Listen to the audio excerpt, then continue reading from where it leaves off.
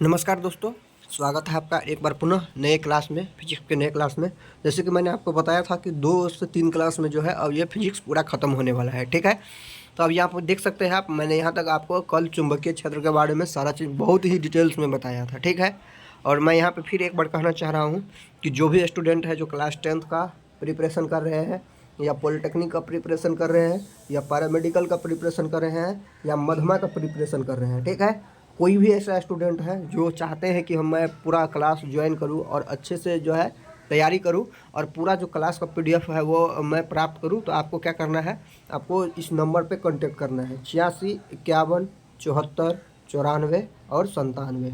इस नंबर पे आप कांटेक्ट करके यहाँ पे आप जो है सारा पीडीएफ ले सकते हैं और बढ़िया से जो है आप तैयारी करके 400 प्लस नंबर जो है आप ला सकते हैं। आप देखते होइएगा, आप क्लास देखिए, सिर्फ गौर से आपको क्लास देखना है, आपको हर एक चीज़ समझ में आएगा। मैं एक चीज़ को कम से कम 4 से 5 बार बोलता हूँ, बशर्ते आप ध्यान से क्लास सुनिएगा तो आपको समझ में आएगा सारा चीज़। ज़्यादा एफर्ट आपको नहीं डालना पड़ेगा, ठीक है। चलिए अब शुरू करते हैं फिर से।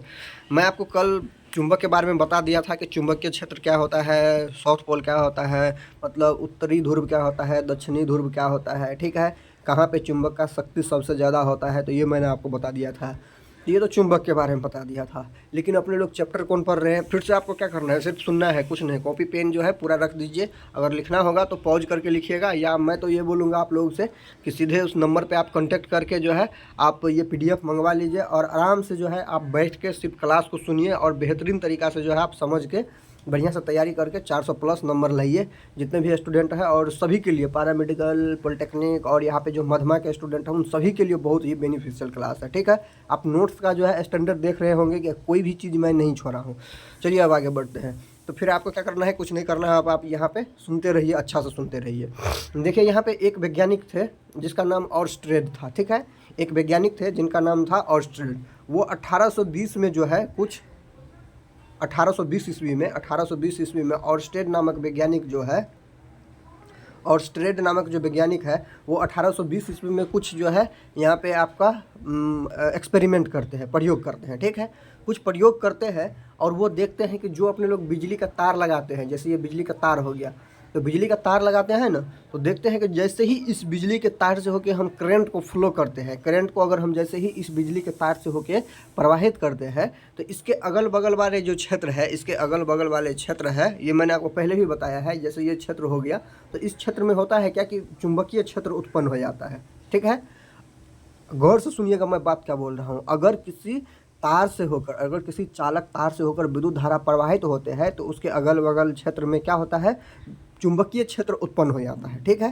चुंबकीय क्षेत्र क्या होता है, उत्पन्न हो जाता है, ठीक है। एक बात मैं यहाँ पे आपको बता रहा हूँ जिसका यूज जो है आगे होगा। देखिए, अगर बिजली प्रवाहित हो रही है तो चुंबकीय क्षेत्र उत्पन्न हो रहा है, तो ऐसा हो सकता है क्या कि चुंबक को अगर हम बहुत तेज़ी से आगे पीछे करें तो और वहाँ पे चालक तार लगा दे तो वहाँ से बिजली उत्पन्न होगा। तो हाँ, ये भी हो सकता है, बिल्कुल हो सकता है ये। और आप जितना भी जनरेटर देखते हैं, पंखा देखते हैं, जितना भी मोटर देखते हैं, ये सारी चीज़ें जो है इसी सिद्धांत पे काम करती है, ठीक है। इसी सिद्धांत पे काम करती है। अभी मैं आपको ज़्यादा नहीं बताऊंगा यहाँ पे, बस आप जान लीजिए कि जितना आप बड़ा बड़ा मशीन वगैरह देखते हैं, जो क्या कहते हैं, पंप देखते हैं, जनरेटर देखते हैं, मोटर देखते हैं, ठीक है, ये सारी चीज़ इसी सिद्धांत पे काम करती है, ठीक है। तो अभी के लिए बस इतना ही रहने दीजिए, ठीक है। अभी आपको ये समझना है कि विद्युत तार से होकर, अगर विद्युत कोई अगर चालक तार है उससे होकर अगर हम धारा को प्रवाहित करेंगे तो उसके अगल बगल वाले क्षेत्र में जो है, उसके अगल बगल क्षेत्र में क्या होती है, चुंबकीय क्षेत्र उत्पन्न होती है। ये आप जान गए। तो देखिए वो किया क्या, वो ऑर्स्टेड ने है 1820 ईस्वी में क्या किया, ये बताते हैं आपको। ये तो समझिए, इसका स्टेटमेंट दिया, ये प्रयोग किया पहले, उसके बाद ये देखिए ये यहाँ पे जो है स्टेटमेंट दिया है। तो स्टेटमेंट क्या दिया है वो मैं आपको जो है पढ़ के बता देता हूँ। देखिए उसका स्टेटमेंट क्या है। उसका स्टेटमेंट है, जब किसी चालक तार से विद्युत धारा को प्रवाहित की जाती है तो चालक तार के चारों ओर जो है चुंबकीय क्षेत्र उत्पन्न होता है। ये अच्छा से लिख के मैं आपको दे दिया। ये सन 1820 ईस्वी में ऑर्स्टेड ने बोला था, ठीक है। अब ये एक प्रयोग करता है, ठीक है। आपको अगर पूछेगा 5 नंबर में पूछेगा कि ऑर्स्टेड का प्रयोग लिखे, तो ऑर्स्टेड का प्रयोग कैसे लिखिएगा ये मैं आपको बता रहा हूँ, ठीक है। देखिए आपको करना क्या है, आपको करना क्या है, देखिए एक विद्युतीय, सबसे पहले तो प्रयोग करने के लिए विद्युत धारा प्रवाहित हो रही है तो सबसे पहले विद्युतीय परिपथ बना लेते हैं एक, ठीक है। ये विद्युतीय परिपथ बना लिए, ठीक है। ये तांबा का तार ले लिए, इसको जो है अच्छा से इसको खींच के पेंच से बांध दिए यहाँ पे, ठीक है। पेज से इसको अच्छा से बांध दिए, स्विच लगा दिए यहाँ पे स्विच लगा दिए, ठीक है, स्विच लगा दिए यहाँ पे, ये स्विच है, ठीक है, ये स्विच है। स्विच जैसे बोर्ड में लगाते हैं ना, स्विच को ऑन ऑफ करते हैं तो बिजली की धारा बहने लगती है, ऑफ करते हैं तो बंद हो जाती है, ऑन करते हैं तो बहने लगती है। इधर से करंट पास कर रही है, ठीक है, करंट पास कर रही है। ये जो है आपका जो है तांबा का तार है, ठीक है, कॉपर का तार है। अब क्या करते हैं, यहाँ से जैसे ही धारा प्रवाहित करते हैं, धारा प्रवाहित करते हैं तो इससे होकर धारा निकलने लगेगी और फिर इसमें आके मिल जाएगी तो धारा निकलने लगा। अब क्या करते हैं, धारा प्रवाहित हो रहा है, इस तांबे तार को जो हम अगर पेज से जो बढ़िया से बांधे हैं सीधा करके, सीधा करने के लिए यहाँ पे क्या किया, पेंच से इसको कस दिए हैं तार को। जैसे ये तार है ना, इसको पेंच से कस दिए जिससे ये क्या रहे, पूरा सीधा रहे, ठीक है।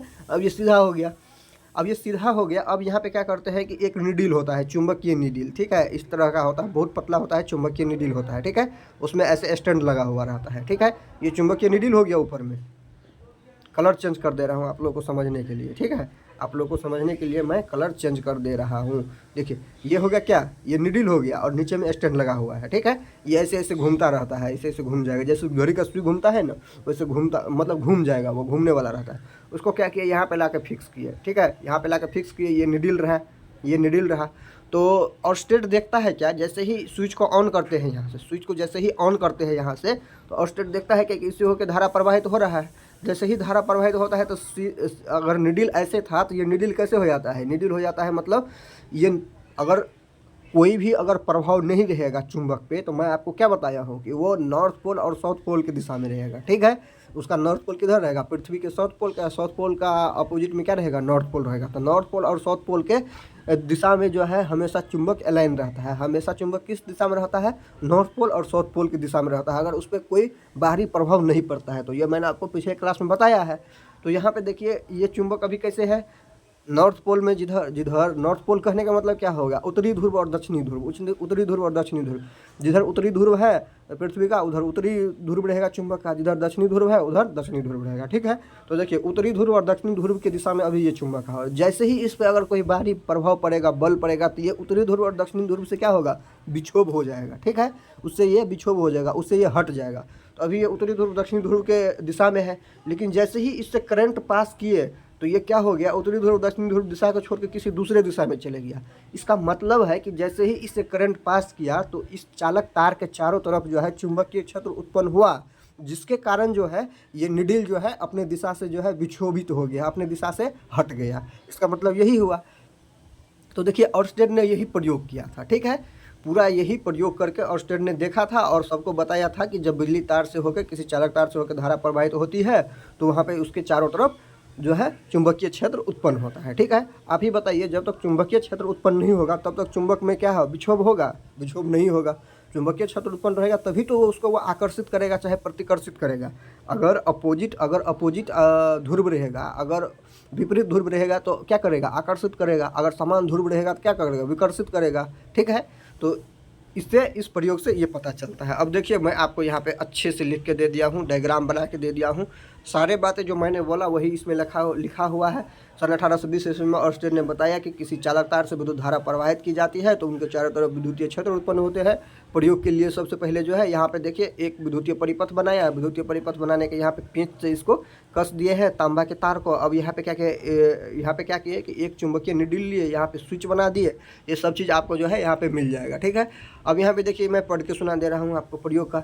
एक तांबे की तार में दो पेचों की सहायता से तांबे के तार से तान देते हैं, ठीक है, तांबे के पेच से उसको तान देते हैं और चालक तार के दोनों सिरे को जो है एक बैटरी से जोड़ देते हैं और कहीं पर जो है स्विच जोड़ देते हैं, ठीक है, उन्हीं में स्विच जोड़ देते हैं। अब स्विच को ऑन करने पर विद्युत धारा प्रवाहित होने लगती है तो एक चुंबकीय सुई को इस धारावाही तार के निकट लाते हैं। चुंबकीय सुई जो है उत्तर दक्षिण दिशा में न रुककर किसी विशेष दिशा में विक्षोभित हो जाती है। जब धारा की दिशा बदल जाती है तो चुंबक का विक्षेपण भी है वो भी बदल जाता है, ठीक है। तो उपरोक्त प्रयोग से ये सिद्ध होता है कि धारावाही चालक तार के चारों तरफ जो है चुंबकीय क्षेत्र उत्पन्न रहता है, ठीक है। तो ये बात आप समझ गए, ये बात आप क्या किए, समझ गए, ठीक है।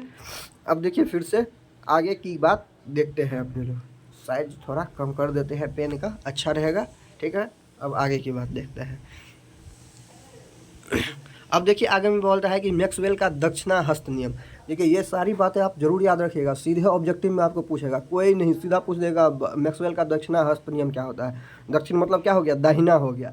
तो मैक्सवेल का right hand rule, right hand rule क्या कहता है ये देखिए मैक्सवेल का, यदि कोई धारावाह चालक तार है, ठीक है, उसमें दाहिने हाथ की मुट्ठी में इस प्रकार पकड़ा जाए कि वो अंगूठा, देखिए इसमें क्या लिखा हुआ है छोड़िए उसको, उतना नहीं अपने लोगों को समझना है। देखिए ये तार है, ठीक है ना, ये तार, इससे होकर धारा प्रवाहित कर देते हैं, चेंज कर देते हैं पेन का कलर चेंज कर देते हैं। धारा प्रवाहित किए आए, ठीक है, धारा क्या प्रवाहित किए आए। अब इसको कैसे पकड़ना है, देखिए आपका हाथ बना रहे हैं आपके, ठीक है, आपका हाथ बना रहे हैं, आपका हाथ ये रहा अंगूठा आपका, ठीक है, अंगूठा, और ये रहा आपका हाथ, ये सारी उंगलियां रही, ठीक है। उतना अच्छा से नहीं बन पा रहा है लेकिन फिर भी आप लोग समझ जाइएगा, ठीक है। देखिए ये क्या किया है कि ये आपका अंगूठा हो गया इधर वाला, तो अंगूठा किधर है, जिधर धारा प्रवाहित हो रहा है उधर, ठीक है, उधरे ना है। और अच्छा से बनाने का एक बार कोशिश करते हैं, नहीं बनेगा तो छोड़ देंगे, ठीक है। एक बार और अच्छा से बनाने की कोशिश करते हैं।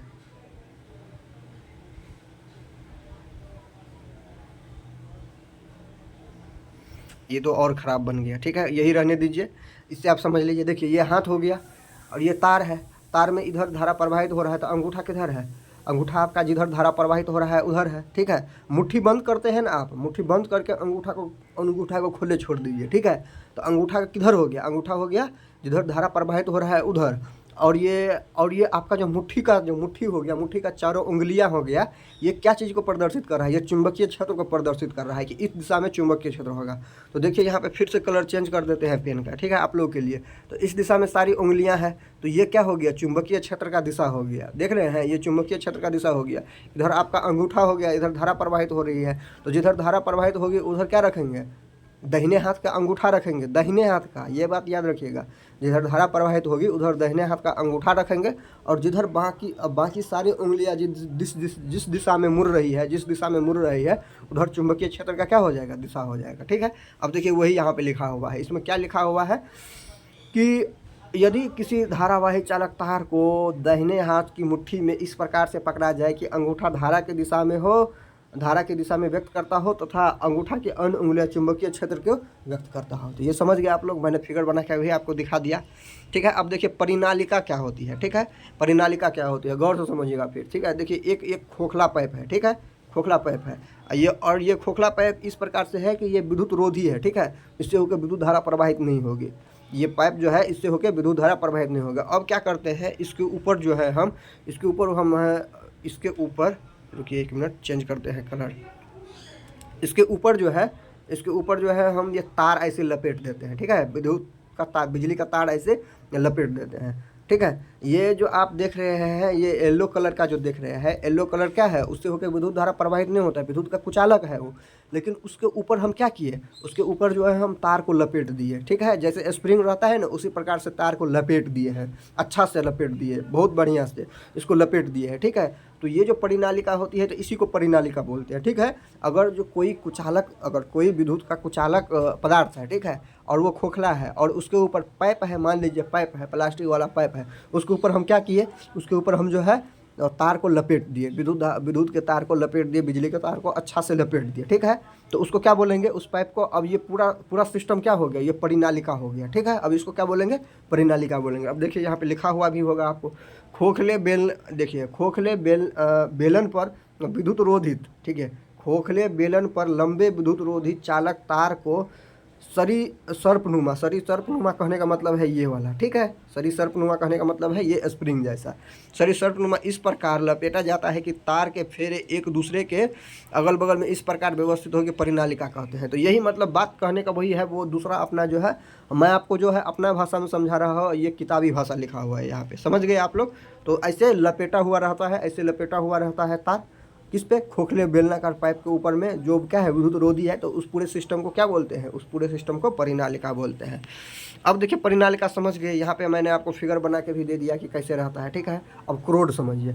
अब देखिए ये परिनालिका था, इसी के अंदर में हम क्या करते हैं, एक जो है सॉफ्ट लोहा डाल देते हैं, ठीक है, इस परिनालिका के अंदर में हम क्या करते हैं, एक नर्म लोहा डाल देते हैं, लोहा का छड़ डाल देते हैं। अब क्या करते हैं, नर्म लोहा का छड़ डाल दिए, पहले क्या था, ये पाइप था, ऐसे था ना पाइप, इससे होकर विद्युत धारा जो है प्रवाहित, इस पाइप जो है विद्युत का कुचालक है, तो इससे होकर विद्युत धारा प्रवाहित नहीं होगी। अब क्या किए कि इस पाइप के अंदर में हम क्या किए कि एक नरम लोहा डाल दिए, ठीक है, एक नरम लोहा डाल दिए इसके अंदर में, और इसके ऊपर तो ऐसे तार लपेटा हुआ है ही पहले से, है ना, तार लपेटा हुआ। अब क्या करते हैं कि इस तार में विद्युत धारा प्रवाहित करते हैं, समझ गए। अब इस तार में जो है विद्युत धारा को प्रवाहित करते हैं, अब इस तार से विद्युत धारा प्रवाहित करते हैं। जैसे ही इस तार से विद्युत धारा प्रवाहित करेंगे ना, लपेटा हुआ तार से अंदर, ये जो रॉड है, ये जो सॉफ्ट नरम लोहा है, ये नरम लोहा क्या होता है, बहुत पावरफुल, ये चुंबक में परिवर्तित हो जाता है, ठीक है, क्या समझे कि ये चुंबक में परिवर्तित हो जाता है। मैंने आपको क्या बताया कि जैसे ही अगर विद्युत धारा प्रवाहित होता है किसी विद्युत तार से होके, तो उसके चारों तरफ विद्युतीय क्षेत्र क्या होता है, उत्पन्न होता है। अब ये तार एक खोखले बेलन पर लपटा हुआ है, और ये क्या है, विद्युत का जो है कुचालक है, लेकिन इसके अगल बगल में तो विद्युत क्षेत्र उत्पन्न होगा।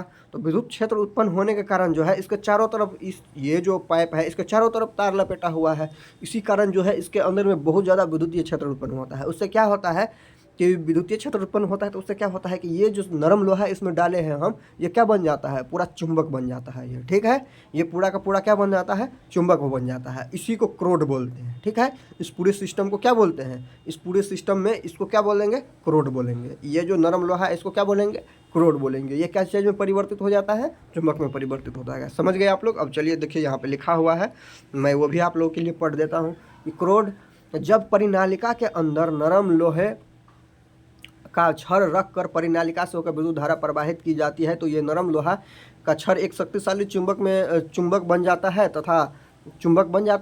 तथा धारा का प्रवाह बंद होने पर चुंबक का गुण जो है खो देता है। अतः परिनालिका में रखे इस नरम लोहे की छड़ को क्रोड कहते हैं। समझ गए आप लोग, किसको क्रोड कहते हैं, इस छड़ को क्रोड कहते हैं। ये बातें भी समझ गए आप लोग, क्रोड के बारे में भी समझ गए।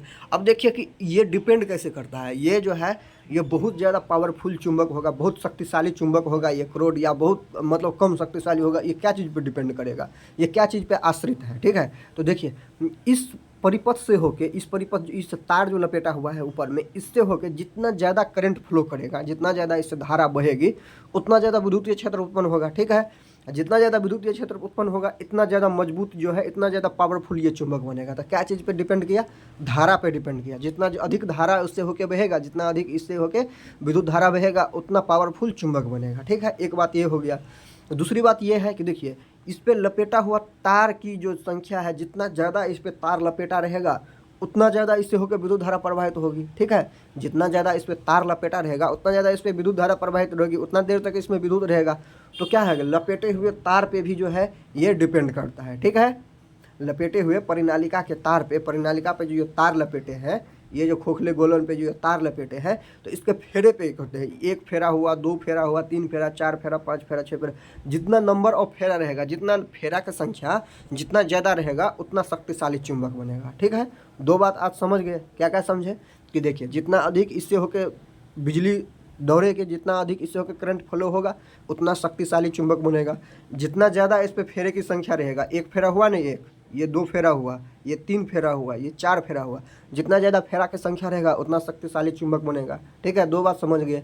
और ये जो क्रोड डाले हैं, ये जो लोहा डाले हैं बीच में, नरम लोहा, इस पर भी डिपेंड करता है ये किस पदार्थ का बना हुआ है, ठीक है। इस पर भी डिपेंड करता है कि ये किस पदार्थ का बना हुआ है, तो उस पर भी डिपेंड करता है चुंबक का जो है क्षमता, उस पर भी डिपेंड करता है। ये तीन चीज़ मैंने अभी आपको बताया।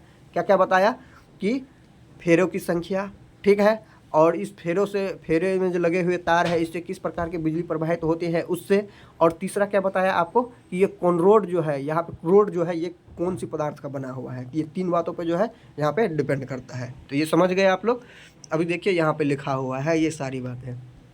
विद्युत के जो है चुंबकत्व की तीव्रता किन बातों पे निर्भर करते हैं। विद्युत चुंबक, ठीक है, विद्युत चुंबक का तीव्रता किस बातों पे निर्भर करता है। तो ये परिनालिका में तार के फेरों की संख्या पर डिपेंड करता है, विद्युत धारा पर परिमाण पर डिपेंड करता है, क्रोड किस प्रकार के पदार्थ से बना है इस पर डिपेंड करता है, इस पे जो है ये आश्रित है, ठीक है। इन सारे चीज़ों पे ये आश्रित होता है। अब देखिए नोट में लिखा है, क्रोड के रूप में इस्पात या स्टील का प्रयोग नहीं करते हैं क्योंकि ये अस्थायी चुंबक बनाते हैं। अब एक बात मैं यहाँ पे बता रहा हूँ आपको, इस्पात जो होता है वो अस्थायी चुंबक बनाता है। अस्थायी चुंबक किसको कहते हैं? जिसमें परमानेंट खींचने और आकर्षित और प्रतिकर्षित करने का गुण रहता है। यहाँ पे अभी आप क्या देखें, विद्युत चुंबक में अभी आप क्या देखें, विद्युत चुंबक में अभी ये देखें कि जब तक विद्युत धारा प्रवाहित हो रही है तब तक यहाँ पे इसका चुंबकीय गुण है, लेकिन जैसे ही विद्युत धारा प्रवाहित होना बंद हो गया तो इसका चुंबकीय गुण क्या हो गया? छिन्न हो गया।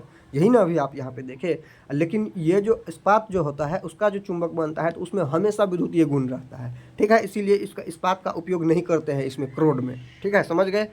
अब देखिए विद्युत चुंबक के बारे में यहाँ पे बताया गया है, जो कि पहले ही आपको पता होगा कि वैसा चुंबक जो चुंबक उतना ही समय तक रहता है जिसमें जितने समय तक परिनालिका से होकर विद्युत धारा प्रवाहित होती है। तो यही विद्युतीय चुंबक है। इस परिनालिका से होकर जितने देर तक विद्युत धारा प्रवाहित होगी तब तक इसमें चुंबकीय गुण रहेगा, और विद्युत धारा जैसे ही बंद कर देंगे, स्विच ऑफ कर देंगे यहाँ से, इसका चुंबकीय गुण क्या हो जाएगा? छिन्न हो जाएगा, हट जाएगा, ठीक है। अब चलिए अब आगे बढ़ते हैं। अब देखिए यहाँ पे क्या बोल रहा है कि इस बात को आप गौर से, इस नोट को आप बहुत ध्यान से देखिए और अच्छा से इसको याद रखिए, ठीक है। देखिए अस्थायी चुंबक प्रायः मिश्र धातु का बना होता है। मिश्र धातु कहने का मतलब है जिसमें एक से अधिक धातु को मिला के बनाते हैं, ठीक है। एक से अधिक धातु को जिसमें मिलाते हैं उसको क्या बोलते हैं? मिश्र धातु मिलते हैं, ठीक है। जैसे देखिए यहाँ पे कि कार्बन हो गया, कार्बन स्टील हो गया, क्रोमियम स्टील हो गया, कोबाल्ट स्टील हो गया, टंगस्टन और स्टील हो गया, ठीक है, एल्युमिनियम निकेल हो गया, कोबाल्ट लोहा हो गया। इस सब के मिश्र धातु से जो है मिला के, एक दूसरे को मिला के क्या बनाते हैं? अस्थायी चुंबक बनाते हैं, ठीक है। तो ये बात आप भी समझ गए। और अस्थायी चुंबक है साधारणतः किसका बना रहता है? स्टील का बना रहता है। ऐसे शक्तिशाली अस्थायी चुंबक को माइक्रोफोन, मैंने आपको पहले ही बताया था, माइक्रोफोन जो है, माइक्रोफोन जो कान में सुनते हैं माइक्रोफोन, उसका जो आवाज़ स्पीकर जो निकलता है उसमें भी चुंबक ही लगा रहता है, और वो वाला अस्थायी चुंबक रहता है। बड़ा बड़ा लाउड स्पीकर देखते हैं उसमें भी आपका इसको फोड़िएगा तो उसमें चुंबक ही निकलेगा आपको। मैंने चुंबक आपको बताया था कि कितने प्रकार के होते हैं, 2-3 प्रकार के चुंबक मैंने बताया था आपको, ठीक है। 3 प्रकार के चुंबक बताया था आपको, ठीक है। तो उसमें जो है यही चुंबक रहते हैं, ठीक है। किस में?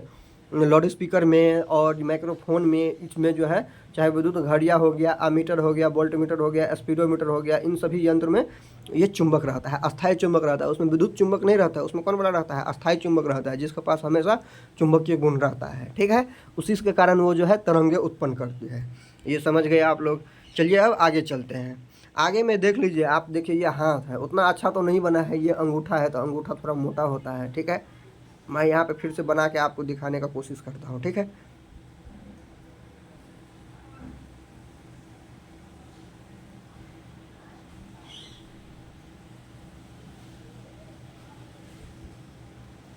देखिए ये थोड़ा बहुत अच्छा बना है।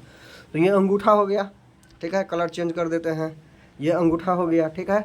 इसको अंगूठा बोलते हैं। सबसे लास्ट वाले जो उंगली है आपका, सबसे छोटा वाला उंगली, उसको क्या बोलते हैं? कनिष्का बोलते हैं। याद रखिएगा, ये पूछ लेता है कभी कभार। ये कनिष्का बोलते हैं। और उससे जो बड़ा उंगली होते हैं उसको अनामिका बोलते हैं, ठीक है। और जब सबसे बड़ा वाला उंगली को क्या बोलते हैं? मध्यमा बोलते हैं। और बड़ा वाला उंगली के जस्ट इधर जो होता है और अंगूठा और बड़ा वाला उंगली के बीच में होते हैं, इसको क्या बोलते हैं? तर्जनी बोलते हैं, ठीक है। इसका उपयोग होगा, ये आपको सीधे पूछा जाएगा, ठीक है। तो ये आप जरूर याद रखिएगा। सारे उंगली का मैंने आपको नाम बता दिया। इसको क्या बोलते हैं? अंगूठा। इसको क्या बोलते हैं? कनिष्का। अनामिक बोलते हैं इसको मध्यमा बोलते हैं, इसको तर्जनी बोलते हैं, ठीक है। समझ गए आप लोग? ये अंगूठा है। अब देखिए यहाँ पे और आगे चलते हैं। अब देखिए यहाँ पे 2-3 अभी आप क्या पढ़े थे? मैक्सवेल का जो है दाहिना हस्त नियम पढ़े थे। मैक्सवेल का दाहिना हस्त नियम में क्या पढ़े आप? कि तार को उस प्रकार पकड़ना है जिससे दाहिने हाथ की अंगूठा उधर रहे जिधर तार में धारा प्रवाहित होता है। तो बाकी उंगलियां क्या चीज़ को प्रदर्शित करती है? कि उस तार में जो है चुंबकीय क्षेत्र किस दिशा में बनती है उसको प्रदर्शित करते हैं। यही नहीं पढ़े थे अभी ये तार है, इस जो कि विद्युत धारा प्रवाहित करते हैं, इधर अंगूठा होता है। तो ये सारी जो उंगलियां हैं आपका, ये सारी जो उंगलियां हैं, ये जितने भी उंगलियां हैं, ये क्या चीज़ को प्रदर्शित कर रही है? ये उंगलियां प्रदर्शित कर रही है चुंबकीय क्षेत्र को, कि इस तार में चुंबकीय क्षेत्र का दिशा जो है कैसे रहेगा, इसको जो है प्रदर्शित कर रही है ये सारी उंगलियाँ। ऐसे इस तार में चुंबकीय क्षेत्र का दिशा रहेगा, ठीक है। अब वही यहाँ पे आ जाइए। अब फिर से आते हैं। देखिए फ्लेमिंग का जो है वाम हस्त नियम, पहले तो मैक्सवेल का दाहिना हस्त नियम पर है, और फ्लेमिंग का जो है बामा हस्त नियम, लेफ्ट हैंड राइट, ठीक है। लेफ्ट हैंड राइट ये क्या होता है इसके बारे में मैं अभी आपको बताऊंगा। देखिए फ्लेमिंग का क्या होता है, इसमें ये बोला जाता है कि आपका जो तर्जनी है वो चुंबकीय क्षेत्र को दिखाएगा। ये वाला उंगली यहाँ पे देखिएगा, ये वाला उंगली जो है चुंबकीय क्षेत्र को दिखाएगा, समझ गए। मध्यमा उंगली जो है आपको धारा की दिशा को दिखाएगा, मध्यमा उंगली आपको क्या करेगा, धारा की दिशा को दिखाएगा, ठीक है।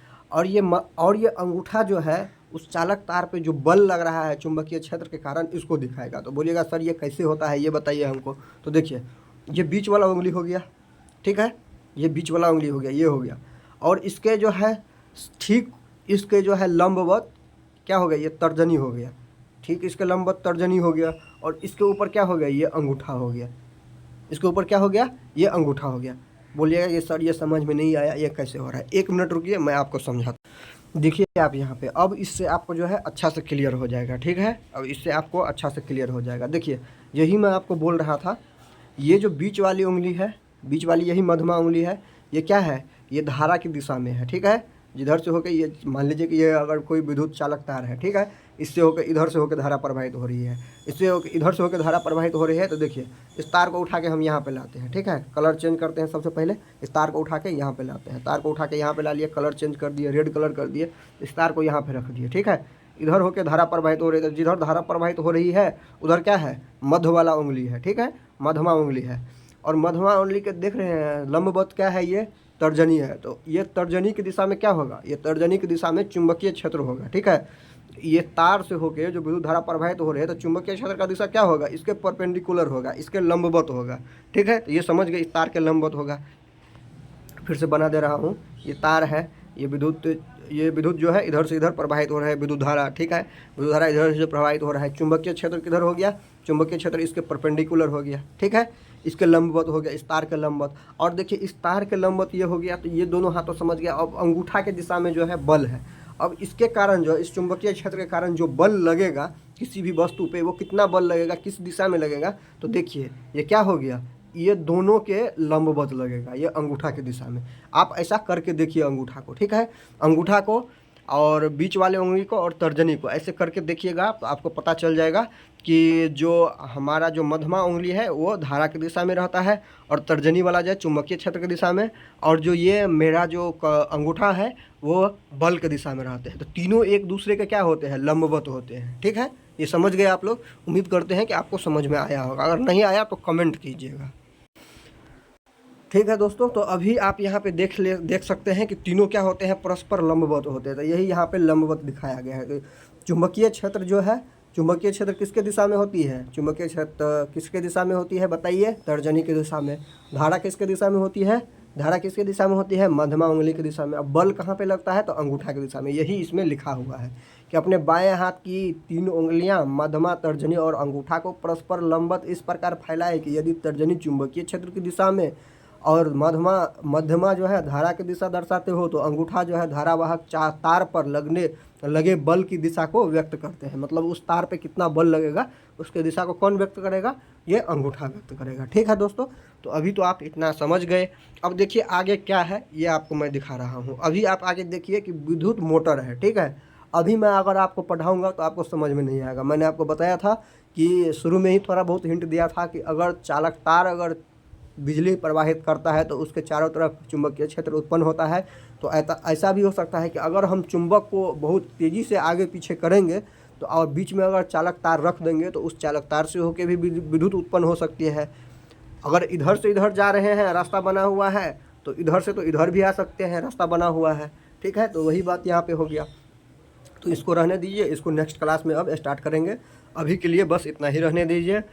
और जो कोई भी स्टूडेंट अगर अच्छा से तैयारी करना चाहते हैं क्लास 10th के लिए, मध्यमा के लिए, चाहे पॉलिटेक्निक, पैरामेडिकल के लिए, तो इस नंबर पे आप कांटेक्ट कीजिए 86 51 74 94 और 97।